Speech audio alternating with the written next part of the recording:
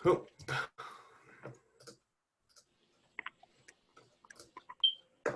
All right, are you guys there? How's everybody doing? Great. Oh, well. Good. We got a bunch of people chiming in. I'd like to welcome everybody to the first pilot episode of Keeping Up with the Colonials. This is our Keeping Up with the Colonials. So this is a weekly web show hosted by myself. My name is Alan Beeler. I am a graduate from Robert Morris in the class of 2013. Shout out to Bronze Bob, who was our class gift in 2013. Speaking of, I'd like to give a special shout out to Bronze Bob because in case you guys didn't know, today is his 6th birthday.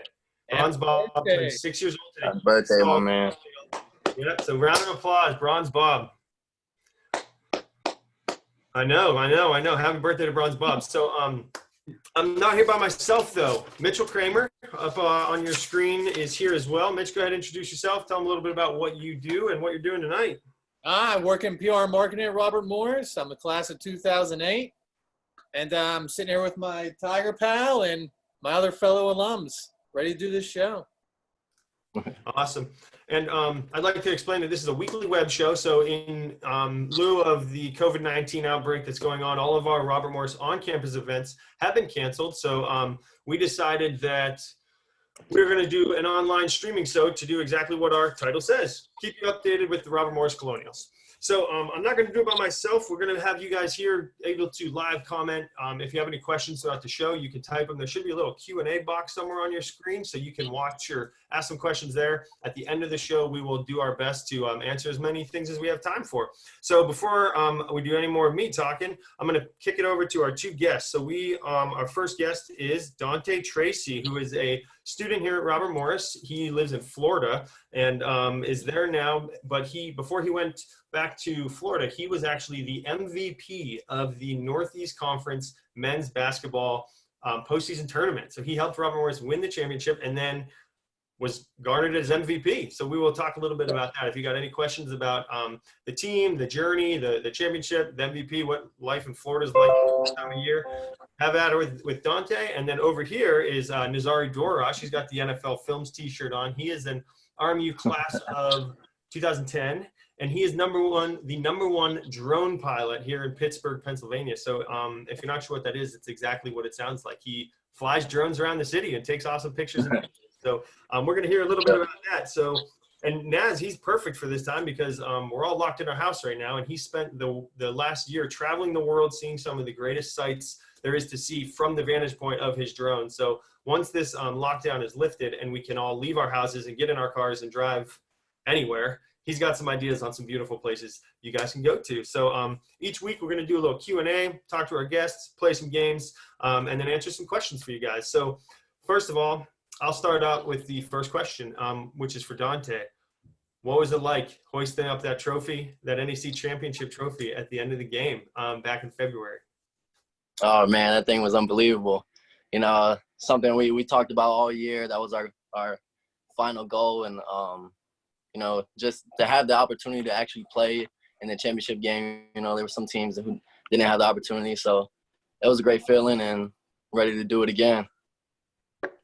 Awesome. That's exciting. I was there. I was on the court when everybody stormed the court and everything went nuts. And then when they announced who the MVP was, what was going on in your head when you heard your name?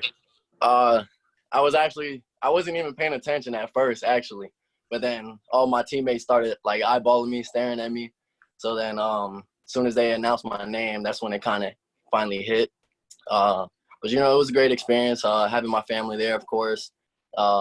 I think it didn't really hit me until after I saw it on video, like the recordings and stuff that everybody took. So another great feeling. Nice. And Naz is actually, I know, one of the biggest RMU fans, but as a videographer, he is actually not only works for NFL Films, but he shoots for the ACC. So where were you during the postseason tournament, Naz, and what was going on in your videography life that relates to the NCAA basketball tournament? Yeah, so one of my assignments at the ACC tournament was to basically just do tight ball follows where you follow the ball into the hoop and then whip over to the fans.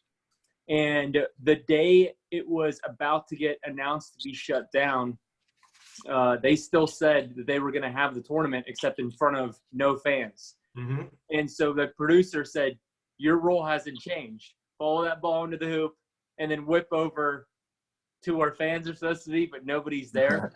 So I was super excited about that. And then shortly after, one of the guys next to me, he had the radio broadcast, and he could hear Jay Billis saying, I can't believe they're still doing the ACC tournament. They shouldn't be doing it. The NBA's canceled. And then a couple minutes later, they said that they were going to cancel it. But then all the players, you look on the court, all the players, none of them know about that. And so they're all, getting – it looked like they were getting extra hyped because nobody was there to, cheer them on or anything. So they were going nuts and everything. And I'm sitting there, with the radio listening. They're about to get the rug pulled out from under them. So kind of a surreal, super sad moment. A couple minutes later, the commissioner came out there and canceled the tournament. But, man, my heart was with RMU that whole entire time. Oh, I was so bummed to not be there to see Dante. But I'm here now. I'm more excited than Dante. That's wild. Awesome. I mean, that's not awesome, but it's really fascinating to hear your side of the story from on the opposite side of the camera. Yeah, absolutely. So when you, Dante, found out that the NCAA tournament was postponed or canceled, what was going on in your head? And what year are you? I'm actually a sophomore right now. Okay, so you'll be back. Yeah, so I'll be back. So what was going on? What was the locker room talk when all that was going on? It didn't really hit us until probably a few days after. That's when we finally found out. But I think everybody was pretty optimistic about it, given we had the opportunity to actually play in the championship and actually earn our win. Nobody can take that away from us. So everyone pretty much had an optimistic mindset. But I feel for the seniors, Josh, Say, and Yanis. I know that's got to be real heartbreaking. But nonetheless, at least they got to go out on top. Yeah, absolutely. It's a good good way to end the season, at least if it had to get canceled. So we do have a couple questions coming in. First of all, Jen's son Hudson, who is 5 years old, is interested in basketball and wants to talk to you a little bit, Dante. So what would you say to a 5-year-old who loves basketball and is just super interested? Just have fun with it. That's the main thing. Don't let nothing get too serious. Just have fun. Nice. And do you have a hoop down there right now? You're in Florida, so you got good weather. What have you been doing? I actually just bought a hoop yesterday. Nice. Yeah, we put that thing together, so I'll probably be on it tonight. Awesome. Somebody else said, Dante, do you have special sneakers that allow you to jump high enough to dunk the ball? No, I don't think it's the sneakers, but I'll switch them out if they're not feeling right, before the game. I'll just have a gut feeling. So okay, so you don't have the traditional one pair all the time, same thing. You can swap. No. Yeah. Good. That's good. Awesome. So hey, Dante, what did Coach Toll say to you guys once everything was canceled? How did you guys find out about it? He actually called all of us into the locker room, and he just held a little meeting. But we kind of already knew because social media, everything. We noticed everything first, so we already knew what it was about, and then he just broke the news down to us. How did he handle it? Was he upset? Everybody was pretty upset, but like I said, everybody was more optimistic than anything, given that we had the chance to actually earn it. So he was still happy. It's good. Yeah, it was a disappointment. He put a couple of tweets or maybe a article out saying how disappointing it was, and you weren't going to be able to play in front of fans, and then it turned out that you weren't able to play at all. So it's definitely disheartening. So I got a question for Naz. So tell me a little bit about, well, first of all, you're an alum, and I know what your middle name is, but for all of those who don't know your story, what is your middle name and how did you get your middle name? Because it was during your time at Robert Morris, wasn't it? Yeah, it was. So I became a citizen when I turned, I think it was 21 years old. And I never had a middle name. I was born in the Ukraine, moved to America when I was 2 because of religious freedom, me and my 10 siblings. And so never had a middle name. It wasn't something you did in Eastern Europe. And I go to take the test, and they ask me all these questions about who's the president, what are the colors of the flag. And then they're like, like I studied for it really, really hard. So I was disappointed that those were the questions I got. But anyway, they said, you don't have a middle name. Would you want one? And I'm like, what do you mean? Yeah, absolutely. They're like, you can pick any name you want. So I was like, all right, give me some time to decide. And they're like, no, you got to decide right now. So I was like, all right, let's go with Megatron. So Megatron. My fiance at the time wasn't the biggest fan of it, but now it's grown on her. Her parents loved it, but at the awesome. time I thought it would never stop being cool. But I think we're finally getting to the point where Michael Bay's stopping making movies, Transformers. So maybe we're getting to that point. Good. So then you left Robert Morris, and you were a videographer, and then drones came out, and you started flying drones, and now you're all over the world. So give me like the top 1 or 2 places that you saw during your drone flying experience this past year. Hands down, the most beautiful place I've ever seen with my own eyes or with the drone is Zermatt, Switzerland. It's always been a dream of mine to see. I don't know if you guys have ever had the Toblerone. Yeah. They're those little like triangle. They're the best. For anybody that doesn't know what a triangle is. They're those triangle chocolates. And on it is the Matterhorn. It's this giant epic mountain that's like carved in between 2 other mountains. And drone footage of that was amazing. And after that, probably the Grand Canyon. I've never seen the Grand Canyon before, and Shutterstock got us a clearance to fly there. And that place is 10 times more epic than I ever even thought it was going to be. That's awesome. So we got a couple more questions coming in. Dante, we got one for you. From Adam Malusa said, how special or significant was it to be part of the first team to play in the event center, especially the opening night against Pitt? Yeah, that was crazy. Especially the atmosphere of that opening game. Pitt's right up the road, so it was a packed house. Atmosphere was crazy, but playing there, opening up first year, and then actually winning, I think that was unbelievable. Awesome. So I was there for that game. You guys, it was so close at halftime. I thought you guys were gonna run away with it. Were they tied? At one point, I think halftime it was tied. Okay. And then we ended up losing by, I want to say, 12. Yeah, it was good though. Yeah. Good atmosphere. What was it like? The atmosphere and everything. Amazing. I mean, it was so hard to hear each other. Like on the court, we couldn't hear plays. Tool was calling. We couldn't hear nothing. So every player, like you'll see all of us like look back at Tool and throw our arms. I'm like, I can't hear. Like I don't know what play. So it was crazy. Don't lie, you're just distracted by Juju there. Could you hear him? I actually didn't realize that until after the game. Yeah. Everybody's in social media again. Everybody blowing it up. It's good. That was crazy. It was fun. Wow. Hey, Dante, Tom wants to know, how did you transition to become such an offensive threat this season after primarily being a ball handler who dish it off to others and good at assisting? That was something me and Tua at the end of my freshman year actually had a conversation about. We have a meeting at the end of the year, individual meetings. And that was one of the biggest things he was telling me, like, I was a pass first guard. Every time I drove, people would read the scouting reports and they'll know I was going to pass it. So, he just told me I had to break out of my shell and be more aggressive and go to score first and know that the pass is always going to be there. Good. So we're going to get on to the next part of our show. So we got a little Q&A, which we'll do a couple more of these questions toward the end. But we have a RMU news quiz game called Get Out of Town. This is not just the Pittsburgh. This is the RMU news quiz game to see how well you guys know your alma mater and your current school. So I have 3 questions all relating to Robert Morris. And I'm going to have you two will go together. So you guys can deliberate if you need time to think about the answer. And let me know if it's true. If it's true, you can say no doubt about it. Definitely true. But if it's false, then you say get out of town. That ain't real. Okay? I'm counting on you, Nazari. Counting on you. All right. First question. We got 3. First question.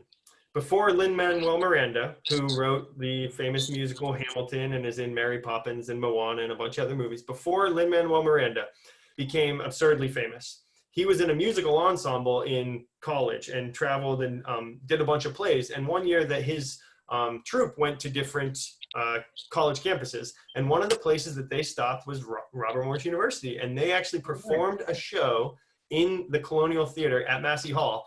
And Lin-Manuel Miranda, although he wasn't the lead, was part of that show. And then 20 years later became absurdly famous. What do you guys think? I don't know. That's a lot of detail. I think he's true. Naz, you agree? I agree. I'm with Dante on this one. Okay.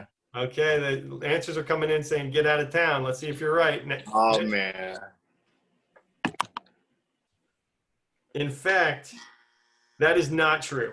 Oh. It was not true, but we do have some good RMU news. Lin-Manuel Miranda, to my knowledge, he has not come to Robert Morris. But speaking of good news in the Robert Morris Theater, the Colonial Theater was supposed to put on a play called Godspell this month, and it got canceled about a week before the opening night. So the crew actually had a bunch of behind the scenes and creating the play footage. So they were able to put together a documentary about them performing it, getting ready to perform it in the Colonial Theater. And that whole thing has been documented and is now available to watch on our Facebook page. So although Lin-Manuel Miranda wasn't there, a good group of cast and singers were there. So you can go see the Godspell day by day creating the documentary Godspell. That was way too much detail to not be Yeah, true. way too much. What's that, guys? I gave it away. All the detail gave it away. I thought it was true. Yeah, way too much detail to not be true. That's good. All right, number 2. And audience members, we can see your answers too. So if you think this is true or false, please chime in. A couple weeks ago, a crazy windstorm came through campus and through almost all of Pittsburgh, and the wind whipped so hard that it blew over, completely annihilated our gigantic campus sign out on the front of campus. It said RMU, the big metal LED one with the bright lights that is almost brand new. True, false? What do you guys think? True. There's no doubt about it. Yeah. No Good. doubt about it. In fact, there we go. It did fall down. The big RMU sign was knocked over. Mother Nature won this battle. So the new sign is, and there wasn't just this. There was a bunch of trees. Thankfully, nothing hit any buildings, but knocked right over. You guys are What's good. the aftermath? Is it coming back? What happened to Coming back. Yeah. It's coming back. Okay. There will still be signage. Don't you worry. All right, guys. Okay, good. When note of the stay-at-home orders were coming into effect, RMU professor Gabe Cottrell decided that he didn't want to be locked at home, so he decided he would rather be in his engineering lab where he can tinker with all of his stuff. So he said, I'm going to lock myself in my engineering lab inside John Jay for a time and print out stuff using these cool 3D printers that he had just gotten. Would you rather be quarantined at home or quarantined in your cool engineering lab with 3D printers? In the engineering lab. You think it's true or you think it's false? He's not in John Jay. What do we say if it's true? It's true. True. That's true? Oh, okay. What do you think, Dante? That one is partly true. You did it right. I would say true. So he is not quarantined full time, but in good RMU news, Gabe Cottrell is one of our engineering professors who manages our engineering lab, and he stayed in and he prints about 50 COVID-19 face shields for healthcare workers. So right now, you can check out, there's a video on our Facebook and YouTube showing him in his lab interviewing himself and getting some footage of these 3D printers that are printing out plastic face masks due to the shortage of all this PPE that healthcare workers are now, don't have enough supplies for. So he's printing about 50 masks a day right from the Robert Morris 3D printing lab. So he's able to take this time in quarantine and help combat COVID-19 in any way that he can. Wow. Yeah, it's good stuff. So even though we are not open for on-campus business and classes and things like that, we still have stuff going on and people are still doing what they can to fight this pandemic. So you guys got 2 out of 3. Consider yourselves winners. Yeah, a little pat on the back. Exactly. So That was only 2.5 questions. The third one was partly true. What is that? Yeah. it's true. He's not working there full time. I mean, he's like goes home and eats and stuff, but he's doing good work. He's able to go in and get some stuff done. That was fun. Let's do one more. I don't have another question. Put him on the spot. And actually, this is a pivotal point. We got to kick it over for the remainder of the evening to Mitch, who is going to, the reason he has a tiger behind him, he is going to be our TV series reviewer every week. So during this quarantine time, we know that viewership for Netflix, Hulu, Disney Plus has gone up. So Mitch has been diligently watching TV shows, coming up with good reviews. So, Mitch, what's this week's review? What do you think? Should we watch it or not? As much as I can watch TV with a toddler at home. But this week I'll be reviewing one of the most talked about and memed about shows, as Nazari knows. He watches the show and loved it. Alan hasn't seen it yet. But if you enjoy stories about murder, mystery, and mayhem, and don't know about the underground world of exotic tigers and lions and big cats, Tiger King's a must-watch. Now, the people are terrible on the show.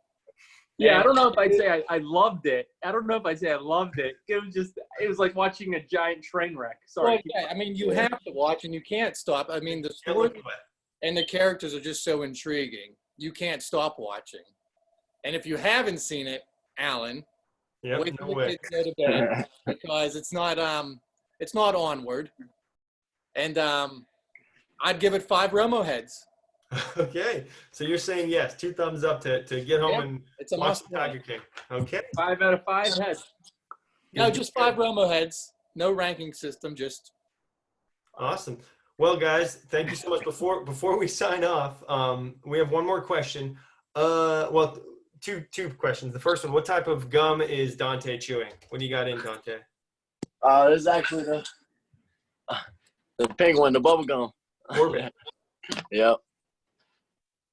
That's a must. Okay, Orbit. Gotta have gum. And then, so of all the alumni who are on this thread, who has the most intramural championships? And I gotta say, it's kind of unfair, Dante. I don't know that you can play intramurals. Can you? Do you still play intramurals? No, I never play one. I don't think we can either. Yeah, and by the way, it takes 15 intramural championships to equal 1 MVP Northeast Conference. So maybe if we all pull our, I have 15. 3 sports, which equals 1 of Dante's championships. You did not win 15. What sports? Basketball. Get out of town. Get out of town. Yes. I will say, 2004 C League Division, we won the championship in the intramural basketball. So. Intramural basketball. Okay. Okay. Dante's like, who cares? It's good. Naz, did you have a little demonstration or anything with your drones? Is that what you're doing? Yes. Okay. Yes. So before we head My out, wife would be so mad if I didn't show this to you. okay, this is our drone. And while you do this, we had someone ask, he wants to get into flying drones as a hobby. So where should he start? You just in his backyard. I mean, what kind of drone? The big white one? The one next to it? Oh, here, I'll show you. I have it here. I'll tell you exactly. Nice So intro. this one is Optimus Prime. That one is Bumblebee. I'm just kidding. They don't have names. This is the Tello. This is the one I'd recommend him to get. The Tello. And this one's an FPV drone. Okay. That's the fleet right there. Now, do you want to fly those in the wind, those smaller models? I wouldn't recommend the smaller ones in the wind. You'll probably lose it. Okay. But yeah, the big ones you can fly in up to 20-mile-an-hour winds. Good stuff. Good. Have you ever hit a building with a drone? That'll be my last question. Have I ever hit a building with a drone? Like this one? There you go. So this is Nazari's practice. So this is different. But besides flying drones for scenic views, this is the FPV, which is first person view. Which Naz, you think that is the future? Have you guys ever seen any of Johnny FPV's videos? Yeah. Yeah. This kid's like 20 years old, and he like travels to like all different, like Abu Dhabi, and he flies like the tallest building in the world. That's crazy. I find it hard to believe that it's not the future, so I'm trying to get some reps in here at home on the old simulator over here. Good. I don't know. What do you think? You're a drone pilot too, Alan. What do you think? Yeah. I think it's just too scary for people to really want to take off. I wouldn't do it because I'd hit something. Yeah, Johnny FPV says when he books a shoot with the client, he says, just so you know, I'm probably going to crash a handful of times. Are you okay with that? And he does. He just crashes all the time, which is crazy. I can't imagine telling people that. Awesome, guys. Well, I want to thank you for your time. If we have any more questions coming in, we'll send them your way, and maybe you guys can reach out. This will also be live. It's live on our Facebook right now, so if people have more questions that are on there, I want both you guys to check back and maybe interact with people there, answer a couple more questions. But Nazari from Pittsburgh, thank you. Dante, you're all the way down in Florida. Thank you very much, guys. This has been No problem. a pilot episode of Keeping Up with the Colonials. We'll see if we're good enough to receive funding for next week's episode. We'll have to check our Nielsen ratings. Awesome, guys. Thank you so much. All right. And thank you. Good luck next year, Dante. Rooting for you guys. I appreciate it. We got to Awesome. go back to back. See you guys. Yeah.